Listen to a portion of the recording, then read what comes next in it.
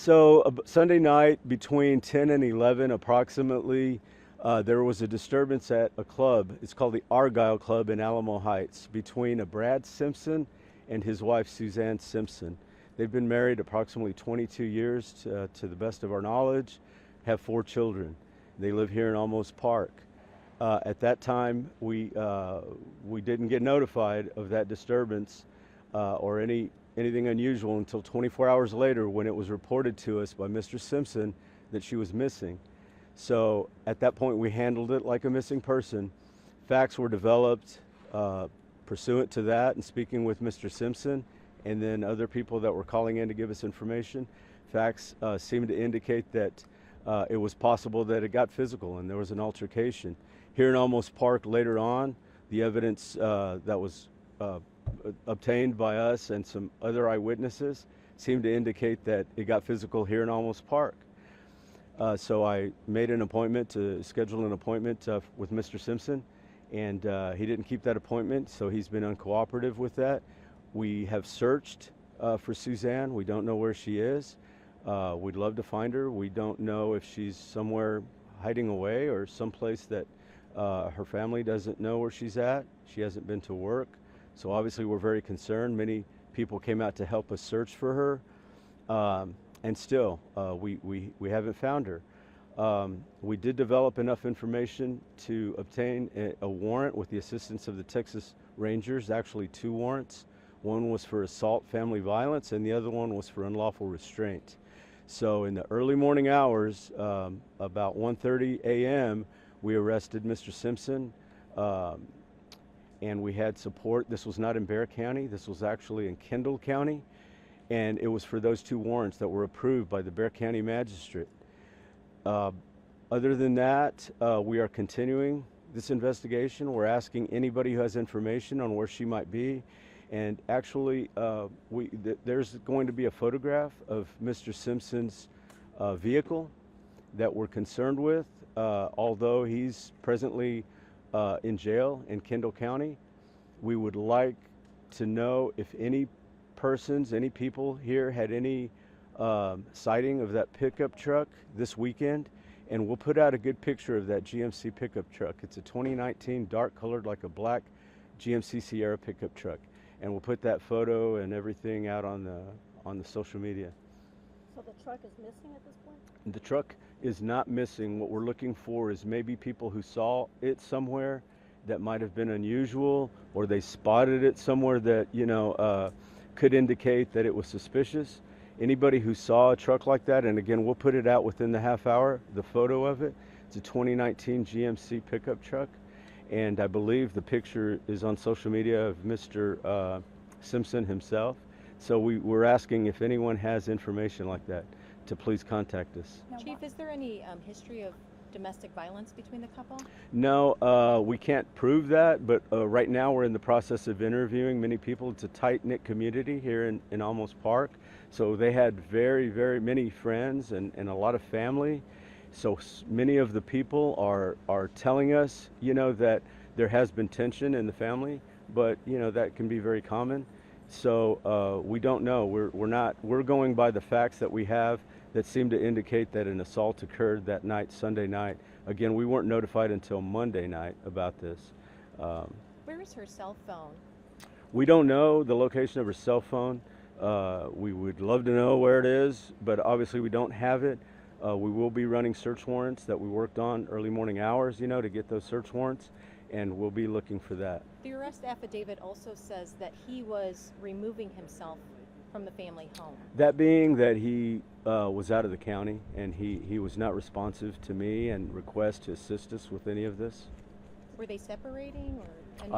I don't have that information. Did the neighbor indicate why he didn't call 911? No, we don't know that. Where was he arrested? Like in Kendall County. But where? It would have been I-10 and off I-10 on a frontage road eastbound in Kendall County. It's about the best I'm going to do with that. This, I heard that we heard volunteers were asked to go home and not search the area. Why? We didn't have anything scheduled for volunteers. That was yesterday, and many volunteers came out, and they were very helpful, and we appreciate them, and we might need them again. But right now, since all our manpower is tied up in other things, the priority is elsewhere, and we don't want folks searching right now without the police or some supervision out there. What are the main areas of search right now? Basically, we searched the woods yesterday behind you along Contour right here. Chief, there's a lot of police activity on this road in front of the house. Are your people inside their house or around the area? Presently not, but we will be. Inside the home? Yes. Are you widening the physical search and planning to widen it? No. We may. That depends on what the search yields today. In foul play, has that ever come into question? Is that Of course, in these situations, you tend to look at whether foul play was involved. There was enough foul play for us to obtain warrants for assault and for unlawful restraint. But at the same time, we've received so much information that we're not counting out anything. These things, there can be family violence, and then something very unusual happened, and somebody else is totally involved. So we're not focusing just on one thing or one person. It's not like that. But surely, foul play is the more time passes, the more time we believe foul play was involved. Chief, do you know why he was in Kendall County? The family has some property, and he was generally in that area, out of this area, and again, he just wasn't responding to us, and that's what happened. In the arrest affidavit, it states that their child told a school staff member that she saw her mom get hit. Anything involving that, any child like that, I'm not going to comment on. You mentioned that this is a tight-knit community, and you're now hearing that there was tension between the couple. Do you tend to find out in a community like this that domestic violence doesn't get reported as much as That's in every community. everybody? Yes, ma'am. Are you considering the husband as a suspect in her disappearance? He's more than a suspect in the assault, but we don't know anything beyond that. That's what the searches today will be about. And Any the change in search- the color of clothing other than black outfit? No, sir, that was the last that we know that she was wearing. A black dress. It looked, like someone was dressed up nicely. have you gotten answers from family if she is known to do this, to go off? It's highly unusual for her. Suzanne was known, or is known, as a very loving and reliable person, especially with her children and her work. And so she hasn't been to work, and she hasn't contacted her children. And so yes, they feel like it's just highly unusual. Where are the kids now?